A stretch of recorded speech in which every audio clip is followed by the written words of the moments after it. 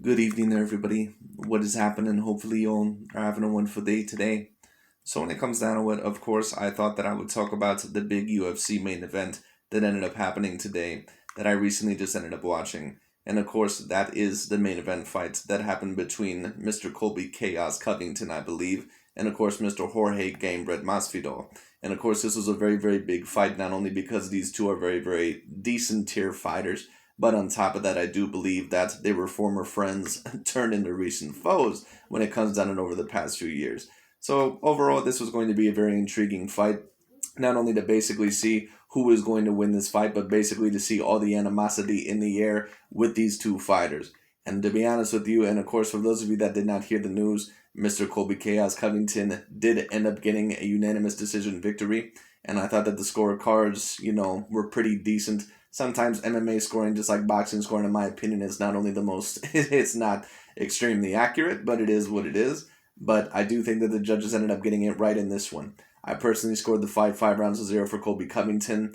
Maybe if you wanted to argue that Jorge Masvidal stole the fourth round, maybe you could debate it. But in my opinion, I don't think overall that it was enough. I thought that Colby Covington clearly overall dominated the fight, and I pretty much predicted that. I did predict Colby Covington to win by unanimous decision because Colby Covington, unfortunately for him, even though he is an all-time great fighter for a UFC fighter in my view, unfortunately he is always going to be remembered now as second best behind Kamaru Usman.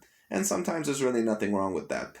He's just living in an era overall to where a man is just a little bit greater than what he is. And of course, that is Mr. Kamaru Usman. And many people, of course, would even debate that Colby Covington maybe even won that rematch with Kamaru Usman. But of course, I can't, claim that, I definitively think either man won because the fight was so close. But anyways, just heading into this fight when it came down to it, this fight really was intriguing for a multitude of reasons. Because Colby Chaos Covington, when it comes down to it, this basically was going to be the fight for who is clearly the second best in the division and who also is more than likely the third best. But when it comes to Jorge Masvidal, I think a big part of the reason why this fight also was going to sting so hard, not only because the loss was to Colby Chaos Covington, but this pretty much exposes Masvidal for what he always has been. And I don't like to overall say that certain people are hype jobs or anything like that. And I'm not going to go as far to state that, Jorge Masvidal, in my opinion, is a hype job because I don't think that he necessarily is.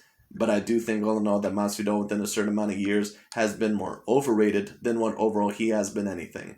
It just is what it is. When you take a look at Jorge Masvidal, he's a person that I really don't even know how to compare him. Jorge Masvidal, he's a person that, in my opinion, is a very decent fighter. He's a very good fighter, maybe even a borderline great fighter. But when people start talking about him in the same conversation with that of a Kamaru Usman or a Colby Covington, he doesn't really belong in that conversation.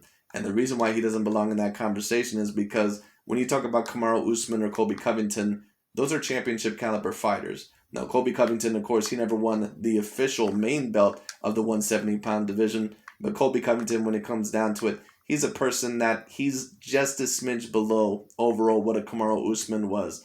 What Colby Covington is compared to Kamaru Usman, he's basically what Joe Frazier was to Muhammad Ali or George Foreman, whoever you want to compare him to. He's basically the Manny Pacquiao to Floyd Mayweather Jr. He's basically the Gennady Golovkin to Canelo Alvarez. Whoever else you want to compare it to, maybe the Deontay Wilder or Anthony Joshua to Tyson Fury, someone overall of that sort.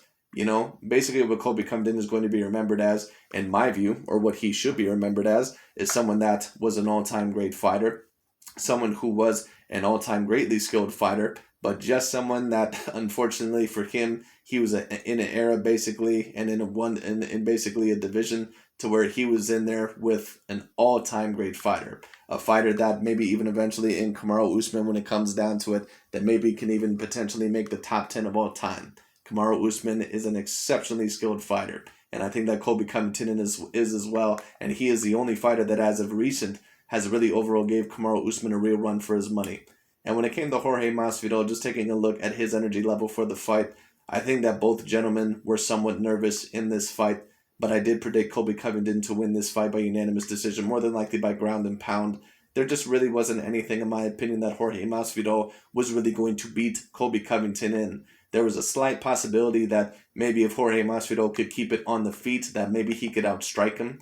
But even there, Colby Covington is a person that is relentless with his striking. He's a very upper body strong man when it comes down to it. He has a lot of power. He's an excellent wrestler, a Division I wrestler. I believe when it comes down to it, he's a person that, even though sometimes his strikes aren't always the most articulated, he does put thought process into them. He does think overall when he strikes when it comes down to it.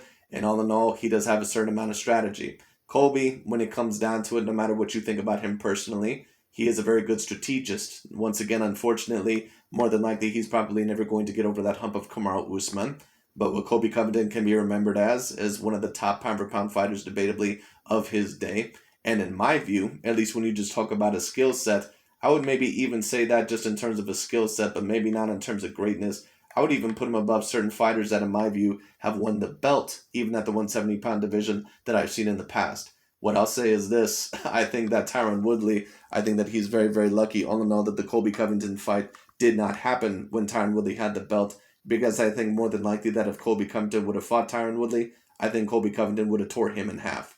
It just is what it is. And I know a lot of people would disagree, but it is what it is. Tyron Woodley, there's a reason overall why some of the bigger fights in his career he has lost, because Tyron Woodley is somewhat of a limited fighter as well.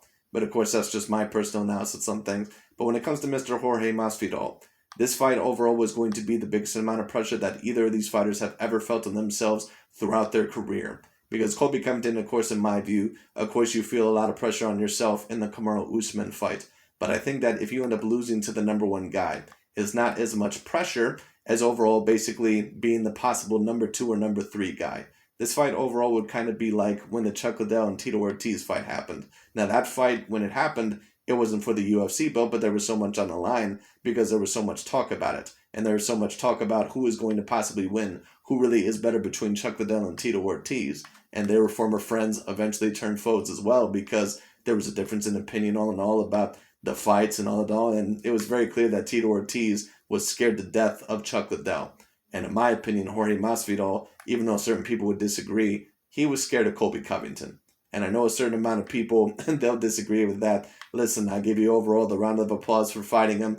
But I could tell that Jorge Masvidal, just the way that he was fighting in this fight and his energy level overall, even in the press conferences, he knew that more than likely to win this fight. Basically, he had the Deontay Wilder game plan in the Tyson Fury, basically, trilogy fight. He knew all in all, and I think that even his corner knew, that basically, if I do not land something overall catastrophic in this fight, if I don't end up hurting Colby Covington really, really bad, and he almost did in the 4th round. But Colby Covington is just too smart. He's too articulated in certain spots. He's overall too good when it comes down to it. And he's exceptional in certain categories. Colby Covington, when you really take a look at him, he is someone that is a phenomenal athlete. He has phenomenal cardio. He has phenomenal power. And overall, he's just one of those really, really great wrestlers. When you take a look at Jorge Masvidal, he is a very good fighter.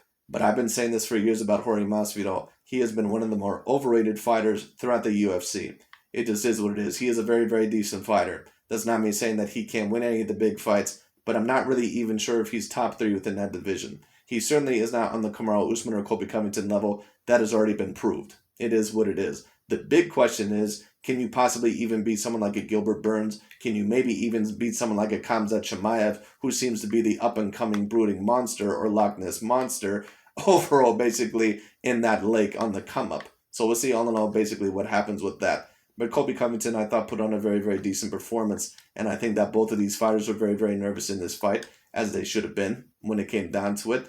But I think once Colby Covington got the hang of things, I think he knew that more than likely that unless I really get caught with something with this guy, all in all, he just cannot compete with me in almost any category. Yes, Colby, Masvidal in certain areas, he might be the slightly more articulated striker than Colby Covington. But in terms of wrestling, it's really not even close. It's almost someone like the Conor McGregor versus Khabib Nurmagomedov fight, except I may not even 100% compare it to that. Now, I'll give Jorge Masvidal a lot of credit. He didn't make any excuses overall about his loss. He had a lot of heart overall in this fight. He was able to stick with it the whole entire time, and he did take quite the ass whooping. So it is what it is. So I'll give him a hell of a lot of credit for basically being a man, making no excuses. And also, what I will say is this. It did look like maybe Jorge Masvidal's cardio, when it came down to it, maybe was not as much up to par as maybe what it was. In fact, he even looked possibly a little bit flabby coming into this fight. Is it maybe possible that Jorge Masvidal is going to make a later on excuse, so he has an excuse overall of why he lost this fight?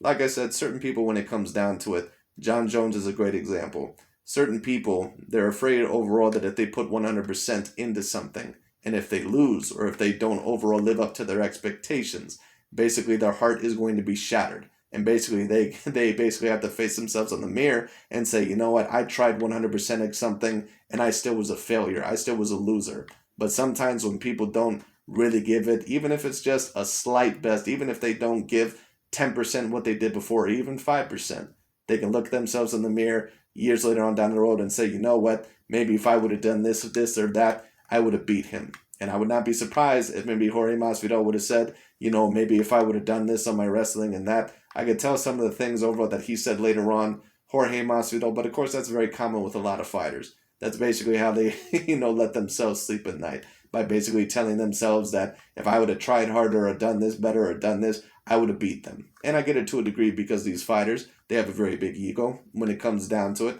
And of course, there's a certain amount of manhood that's at stake overall in these fights and reputation, yada, yada, yada, yada. But I think that Jorge Masvidal, like I said, I think that he knew that more than likely that unless he was going to land a very swift and very great right hand to Colby Covington's jaw, then more than likely he was not going to win this fight. And I think he knew that from round one. I think he knew that several months ago. I think he knew that a couple years ago.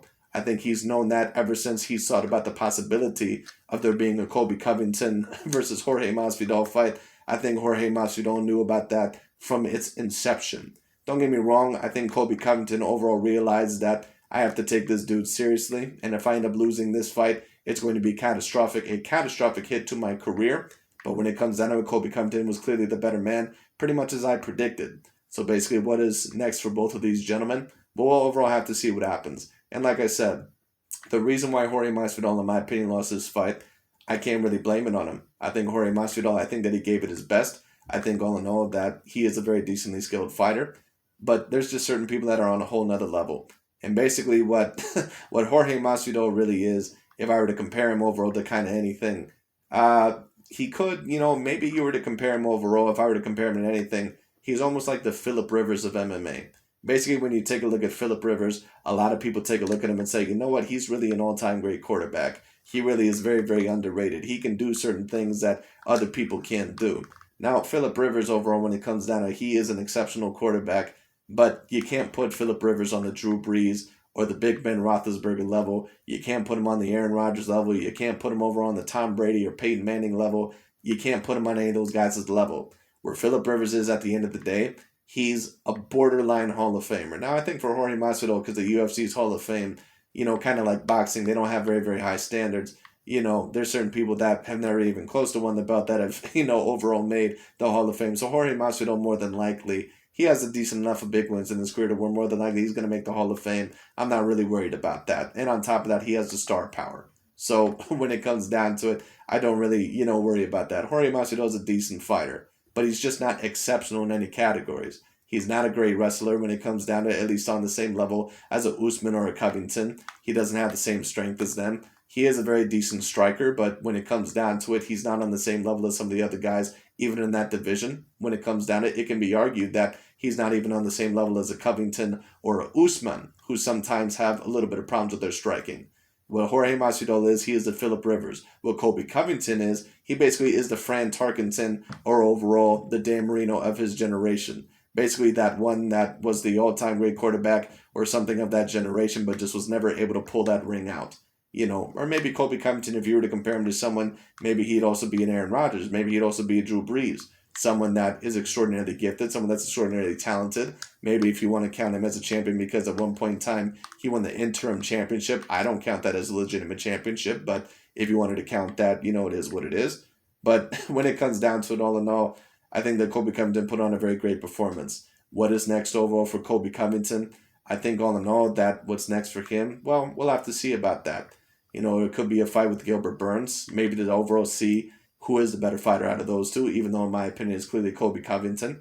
But we'll see all in all what happens. He could possibly face that up-and-coming monster overall, that one Russian or Swedish fighter, I believe, who has mixed ethnicities, I believe, Khamzat Chimaev. That would be a very decent fight. And as for Jorge Masvidal, I would like to see certain fights overall against some of those other fighters as well.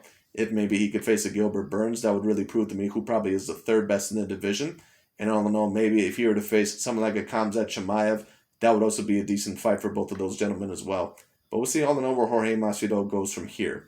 It'll be very, very interesting. Perhaps maybe Jorge Masvidal, he can get his hands on some other money fights, maybe against Conor McGregor. Both of those guys, of course, after their most recent losses, they're going to be overall looking to pick up, their career a little bit. And maybe, even though I don't think that Conor McGregor is at the best point in his career anymore, it is a fight that maybe would have a certain amount of appeal. So we'll see all in all what happens. But anyways, that's pretty much all I got to say for this video. I think all in all that Colby Covington did a very, very good job. Overall, he is a very exceptional fighter. Unfortunately, he lives in a generation where Kamaru Usman overall is around, to where more than likely he's just going to be a half level or a half step or a full step above him. It just is what it is. Sometimes, and I've said this before, sometimes the difference overall between a Muhammad Ali or overall George Foreman or Joe Frazier or a Floyd Mayweather or a Manny Pacquiao, sometimes it's not big differences. Sometimes it can even only be by a couple of percentiles. But those couple of percentiles at times, or the devil in the details, or little details here and there, or little idiosyncrasies, those sometimes can lead a man to victory. Sometimes they can lead a man to lose. So it is what it is. But anyways, that's pretty much all I got to say for today. Thanks so much for watching, and I'll talk to you all later.